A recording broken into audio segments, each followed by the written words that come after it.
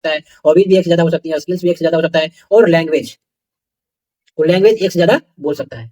ठीक है, तो ये एंटिटी हुआ और ये सारे उसके एट्रीब्यूट्स हैं और ये सारे मल्टी वैल्यू एट्रीब्यूट्स हैं।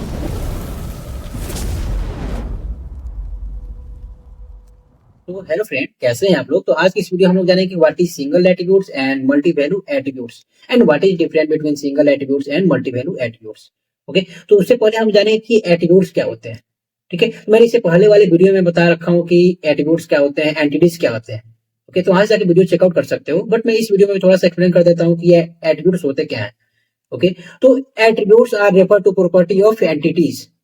ओके, यानी कि एक एंटिटी के बहुत सारे प्रॉपर्टीज होते हैं, उसी को हम लोग क्या बोलते हैं, एट्रीब्यूट्स बोलते हैं। तो आपको थोड़ा सा कंफ्यूजन हुआ होगा। ठीक है, तो मैं थोड़ा सा एक एग्जांपल देकर आपको यहाँ बताता हूँ। ठीक है, जैसे हमारा कोई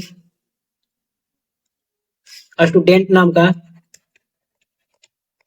एंटिटी हुआ। ठीक है, स्टूडेंट नाम का क्या हुआ, एक एंटिटी हुआ। इसके बहुत सारे एट्रीब्यूट्स हो सकते हैं, प्रॉपर्टीज हो सकते हैं। जैसे मैं 4 या 5 यहाँ पे इसका प्रॉपर्टीज लेता हूं। जैसे उसका नाम, उसका एड्रेस, उसका फोन नंबर,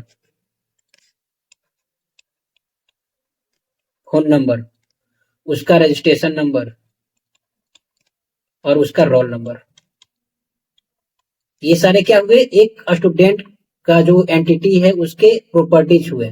ठीक है, और ये हमारा एंटिटी हुआ, ये हमारा क्या हुआ, एक एंटिटी हुआ, सॉरी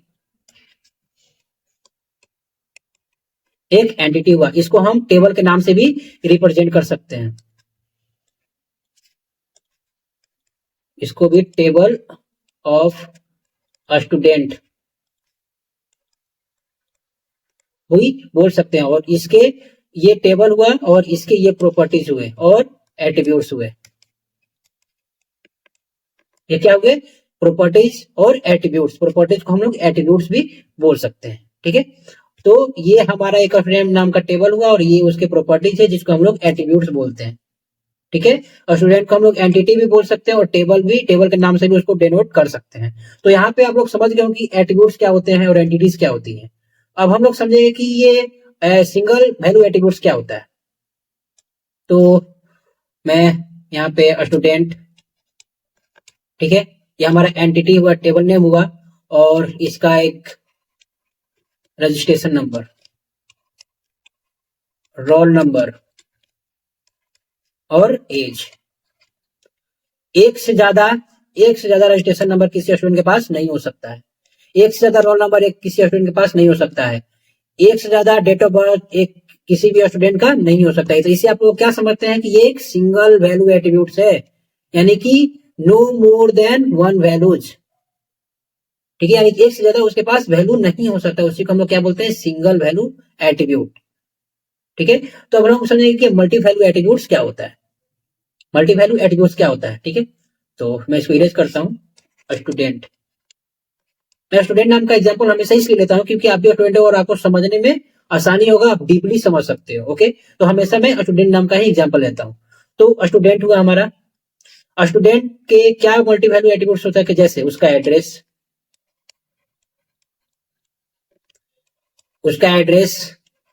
उसका फोन नंबर,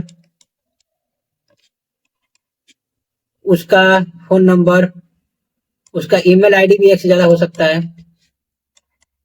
उसका जो हॉबीज होते हैं वो भी एक से ज्यादा हो सकते हैं। स्किल्स एक से ज्यादा हो सकता है, एंड स्किल और मतलब सो जितने भी उसके एक से ज्यादा एट्रीब्यूट्स हो सकते हैं उसको क्या बोलते हैं, मल्टी वैल्यू एट्रीब्यूट्स हो सकता है वो। ठीक है, जैसे एड्रेस एक से ज्यादा हो सकता है, फोन नंबर ज्यादा हो सकता है, ईमेल भी हो सकता है, हॉबीज भी एक से ज्यादा हो सकती है, स्किल्स भी एक से ज्यादा हो सकता है, और लैंग्वेज एक से ज्यादा बोल सकता है। ठीक है, तो ये एंटिटी हुआ और ये सारे उसके एट्रीब्यूट्स हैं और ये सारे मल्टी वैल्यू एट्रीब्यूट्स हैं। तो आपको आसानी से समझ में आ गया कि ये मल्टी वैल्यू एट्रीब्यूट्स और सिंगल एट्रीब्यूट्स में क्या डिफरेंट है। तो अगर आपको वीडियो अच्छा लगा तो प्लीज लाइक एंड सब्सक्राइब जरूर करना। Thank you.